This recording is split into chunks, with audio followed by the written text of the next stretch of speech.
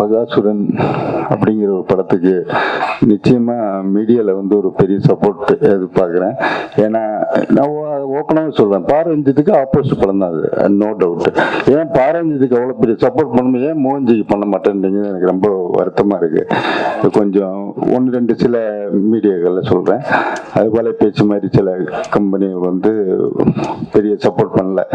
I think so எல்லாரும் support பண்ணுங்க. சமூகத்துக்கு தேவையான ஒரு படம்.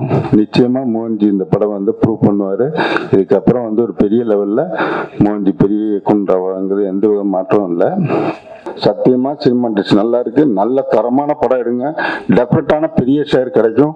நல்ல படம் எடுத்து நல்ல நிச்சயமா இண்டஸ்ட்ரிக்கு நல்லது நடக்கும் நம்பி விடைபெறுகிறேன். மோகன்ஜிக்கு என்னோட மனமார்ந்த வாழ்த்துக்கள். ஒரு லாஸ்ட் மந்த், அதாவது என்ன பண்ணலவா சாங் ரிலீஸ் ஆகி ஒரு 1 வீக்ல ஒரு கல்யாண ஃபங்க்ஷன் அட்டன் பண்ணேன். ஒரு வயசானவங்க, ஒரு 60-65 வயது மேல இருக்கிற ஒரு லேடி ஒருத்தாங்க, வயசானவங்க. அந்த அம்மா வந்து என்கிட்ட பேசினாங்க. என் பையன் உன்னை பத்தி சொல்லிட்டு இருப்பாங்க, பெரிய நல்ல மியூசிக் பண்றீங்க எல்லாம் சொல்லிட்டு இருப்பாங்க. அவ சொல்லிட்டு இருக்கும்போது என்கிட்ட சொன்னாங்க, ஒரு பாட்டு போட்டு காமிச்சாங்க, என்ன பண்ணலவா சாங். அதை போட்டு காமிச்சு சொன்னாங்க, இந்த பாட்டு ரொம்ப, இதை கேட்கும் போதே நான் அழுதுட்டேன், கண்ணீர் வருது எனக்கு அப்படின்னு சொல்லி காமிச்சாங்க. ஸோ நம்மளை புகழறாங்க, இல்லைன்னா நம்மளை வந்து நல்லா இருக்குன்னு சொல்ல போறாங்கன்னு நினைக்கும் போது அவங்க அடுத்து சொன்னாங்க, இதே மாதிரி நீயும் ஒரு பாட்டு பண்ணு அப்படின்னு சொன்னாங்க. ஏன்னா அவங்களுக்கு அது தெரியாது நான் தான் பண்ண சாங் அப்படின்னு சொல்லி. அப்புறம் இன்னொரு விஷயம் நான் சொன்னேன் அவங்க கிட்ட, நான் தான் பண்ணேன், பிளஸ் அதில் நான் தான் பாடியிருக்கேன்னு சொன்னேன். அவங்க நம்பல. ஏன்னா நான் ஒரு கிறிஸ்டியன் அப்படிங்கிறது அவங்களுக்கு தெரியும். ஒரு கிறிஸ்தவன் இந்த மாதிரி ஒரு பாட்டு பண்ணுவாரா இல்ல பாடுவாரா அப்படிங்கிறது வந்து வழக்கமா என்கிட்ட இது வந்தவொடனே கேட்டாங்க, நிறைய பேர் கேட்டாங்க. ஸோ நான் வந்து மியூசிக்கா மட்டும்தான் பார்க்குறேன். மியூசிக் வந்து மொழி, இனம், ஜாதி, மதம் எல்லாம் கடந்ததுன்னு நான் நம்புறேன். ஏன்னா நான் இந்த படத்துக்கு மட்டும் இல்லை, நான் இன்னொரு படங்களுக்கும் சரி, ஹிந்து கம்யூனிட்டிக்கான சாங்கும் பண்ணியிருக்கேன், முஸ்லிம்ஸுக்கு சாங்கும் பண்ணியிருக்கேன், கிறிஸ்தவ சாங். ஸோ சாங்குங்கிறது ஸ்ரீ நாராயணகுரு ஒன்று சொல்லுவார் ஆக்சுவலி, அதாவது மலையாளத்தில் சொல்லுவாங்க, மதம் எந்தாயால் எந்தா மனுஷன் நன்னாயா மதின்னு சொல்லி. மதம் எதுவானா இருந்தா என்ன, மனுஷன் நல்லா இருந்தா போதும், நல்லானா போதுங்கிற மாதிரி. ஸோ நம்ம பாடல் மூலியமா ஒருத்தங்களுக்கு வந்து அது உணர்ச்சிகரமா இருக்குது, அது அவங்களை எங்கேயோ ஒரு கடவுள் கூட பேச வைக்குது அப்படின்னா அதுக்கு நீங்க அதுக்கு ஒரு கலைஞனா அது பண்றதுக்கு நான் ரொம்ப பெருமைப்படுறேன். ஸோ இந்த படத்துல இந்த சாங் பண்ணது ரொம்ப ரொம்ப பெருமைப்படுறேன். அப்புறம் மோகன்ஜி அவரு, ஆக்சுவலி மோகன்ஜி இந்த படத்துக்கு என்னை கூப்பிடும் போது நான் உண்மையா சொல்றேன், நான் அவரோட முந்தைய 2 படங்கள் நான் பார்க்கல. அப்ப கூப்பிடும் போது நான் என்னோட நலம் விரும்பிகள் நிறைய பேர்கிட்ட கேட்டேன், இந்த மாதிரி மோகன்ஜி ஒருத்தர் அவர் கூப்பிடுறாரு இந்த மாதிரி படத்துக்கு அப்படின்னு சொல்லும்போது, அப்படியா அப்படின்னு எல்லாம் அதிர்ச்சியா ஆச்சரியமா தான் பார்த்தாங்க. ஏன்னா மோகன்ஜி அவரு வந்து சாம் சிஎஸ்ங்கிற ஒருத்தர், ஏன் நான் பண்ணிட்டு இருக்கிற ஜானர் டோட்டலி வேற மாதிரியான ஜானர்ஸ், ரொம்ப மியூசிக்கல் இம்பார்ட்டன்ஸ் உள்ள படங்களா இருக்கும், ரொம்ப ஆர்கெஸ்ட்ரல் ஸ்கோரா இருக்கும். ஸோ என்ன எதுக்கு கூப்பிடாருன்னு அப்படி பார்க்கும்போது நான் போனேன், சரி ஓகே. ஏன்னா எனக்கு நிறைய வரக்கூடிய எல்லா படங்களையும் நான் எடுத்து பண்ண மாட்டேன். அது எதுனா அதுக்கான காரணங்கள் வந்து சில டைம் நமக்கு அந்த படத்துல என்ன பங்கு இருக்குன்னு யோசிச்சு தான் நான் பண்ணுவேன். ஸோ நான் என்னென்ன வழக்கமா எல்லாரையும் ரிஜெக்ட் பண்றது உடனே இல்லை பண்ண மாட்டாங்கன்னு சொல்ல மாட்டேன். ஏன்னா அவங்க நம்மளை மதிச்சு வந்து நம்மளை கூப்பிடுறாங்கன்னா நான் போய் உண்மையா கேட்டுட்டு கதையை கேட்பேன். கதையை கேட்டு எனக்கு அது சரியானா பண்ணுவேன், இல்லைனா பண்ண மாட்டேன். ஸோ இவர் படம் கூடும்போது நான் இவர் வந்து கதையை கேட்போம் முதல்ல, அதுக்கப்புறம் நம்ம ஏதாவது சொல்லி சமாளிச்சு இந்த படத்துல இருந்து நம்ம பண்ணாம வெளியில வந்துடலாம்னு சொல்லிட்டு தான் உண்மையாவே நான் போனேன். அதை நான் அவர்கிட்ட நான் ரொம்ப ஓப்பனாவே சொல்றேன்.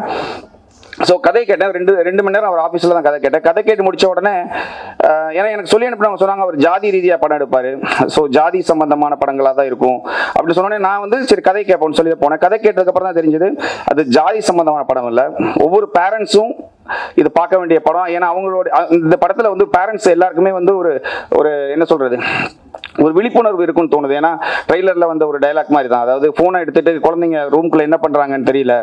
ஸோ அந்த ஒரு விழிப்புணர்வு இல்லாமல் இருக்கிற பெற்றோர்களுக்காகவும் இல்லை காலேஜ் ஸ்கூல்ல படிக்கிற பெண் பிள்ளைகளுக்காக ஒரு படமாகவும் இருக்கும். ஸோ ஒரு அவேர்னஸ் இருக்குன்னு சொல்லி தோணுச்சு இந்த படத்துல. ஸோ எனக்கு மியூசிக்கலா என்னன்னா ஒரு மியூசிக்கலா இது ஒரு கதை சொல்லலாம், மியூசிக்கல இந்த படத்தை வந்து பெருசா லிஃப்ட் பண்ணலாம், மியூசிக் தனியா நம்மளை வந்து எல்லாரும் கவனிச்சு பார்க்கக்கூடிய அளவுல பண்ண முடியும்னு சொல்லி தோணுச்சு. ஸோ இந்த படத்துல நான் வந்தேன். அப்ப அவர் சொல்லி முடிச்சு அவரும் அந்த ஒரு மனநிலையில தான் இருந்திருப்பாரு, நான் ஒரு வேலை தான் பண்ணுவேன் பண்ண மாட்டேனோ அப்படின்னு சொல்லி. ஸோ அவர் சொன்னாரு நான் பண்றேன்னு சொன்ன உடனே அவர் சொன்னாரு உண்மையாக சொல்றீங்கன்னு கேட்டார் ஃபர்ஸ்ட் எடுத்தோடனே. செகண்ட் சொன்னாரு நீங்க இதை கமிட் பண்ணிட்டீங்கன்னா முதல்ல ட்விட்டர்ல எல்லாத்துலயும் உங்களை கீழே வந்து திட்டுவாங்க அப்படின்னு சொன்னாரு. ஸோ இதெல்லாம் யோசித்துக்கோங்கன்னாரு. பட் எனக்கு அது பெருசா தெரியல, ஏன்னா நான் இது வந்து ஒரு ஜாதி ரீதியான படமாவோ அப்படிலாம் பார்க்கல, நான் எந்த படத்தையும் பார்க்கல, நான் ஒரு கலைஞனா மட்டும் தான் ஒர்க் பண்ணிருக்கிறேன்.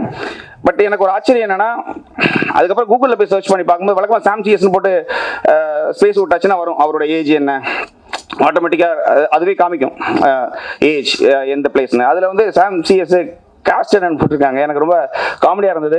நான் இப்போ சொல்லிக்கிறேன், எனக்கு ஆக்சுவலி அதுக்கு மேலே மிகப்பெரிய நம்பிக்கை கிடையாது. நான் என்ன காஸ்ட்னு யாருமே தேடாதீங்க. ஏன்னா நான் அது சார்ந்த அது ஏன்னா அதுக்கு நான் எதிராக இருக்கிற ஒரு ஆள். எல்லாரும் ஒரே மாதிரியான ஆட்கள்னு நம்புறேன் நான்.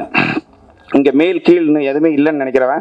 ஸோ இதை நான் ஏன் இப்போ சொல்கிறேன்னா, இந்த படமும் நான் அப்படி தான் ஒர்க் பண்ணியிருக்கேன். இந்த படத்தில் வந்து மிக அருமையான ஒரு கருத்து இருக்குது. இந்த படத்தில் வந்து ஏன்னா நான் ஒர்க் பண்ணுற எல்லா படமும் ஏதோ சாதாரண மேலோட்டமாக அவங்க நடந்து வர்றதுக்கும் இல்லை ஃபைட் பண்ணுறதுக்குமான மியூசிக் சத்தியமாக நான் பண்ண மாட்டேன். நான் பண்ண எல்லா படங்களிலும் பார்த்தீங்கன்னா ரொம்ப இன்டெப்த்தாக இருக்கும் மியூசிக் ஆக்சுவலி. ஸோ இந்த படத்துலையும் அப்படி இருக்குது. செல்வராகவன் சார் ஆக்சுவலி சாணிக்காக பண்ணும்போது அவர் நிறைய பேசவே மாட்டார். அந்த படத்தில் நிறைய ஆக்ஷன் சீக்வன்ஸ் இருந்தது, அதில் நிறைய சீன்ஸாக இருக்கும். பட் அதில் அப்போ நான் யோசித்தேன், சே அவர் பேசவே இல்லைன்னு சொல்லி. ஸோ இதில் அவர் நிறைய பேசியிருக்கிறாரு. இதில் வந்து கொஞ்சம் எமோஷன்ஸ் அதிகமாக இருக்கும். வெறும் கோபம் மட்டும் இல்லாமல் பாசம், ஒரு ஒரு ஒரு ஒரு ஒரு ஒரு ஒரு என்ன சொல்கிறது, ஒரு மிக்ஸ்டு எமோஷன்ஸ். ஆமாம், அந்த மாதிரி எல்லாமே கலந்த மாதிரியான ஒரு இது அவரை நான் இந்த படத்தில் பார்க்குறது ரொம்ப சந்தோஷம். அவர் கூட ஒர்க் பண்ணது ரொம்ப பெருமையாக நினைக்கிறேன். நட்டி சாரா இருக்கட்டும், இந்த படத்தில் நடிச்ச எல்லாருமே ரொம்ப நல்லா பண்ணியிருக்கிறாங்க. ஸோ மோகன்ஜி அவர் ஆக்சுவலி நீங்கள் நினைக்கிற மாதிரி இந்த படம் வந்து ஏதோ ஒருத்தங்களை சார்ந்தது இல்லை. இது கட்டாயமாக தமிழ்நாட்டில் இருக்கிற பெண் பிள்ளைகளை பெற்ற எல்லாரும் பார்க்க வேண்டிய ஒரு படமாக இது இருக்கும். ஸோ எனக்கு வந்து இந்த படத்தில் வந்து சப்போர்ட் பண்ண என்னோட மியூசிஷியன்ஸ், என்னோட லிரிக் ரைட்டர்ஸ், சிங்கர்ஸ் எல்லாருக்குமே நான் வந்து தேங்க் பண்ணிக்கிறேன். என்னோட ஃபேமிலி மொத்தத்தில் நான் நம்புகிறேன், என்னோட ஜீசஸ் கிரைஸ்ட் நான் தேங்க் பண்ணிக்கிறேன். Thank you so much.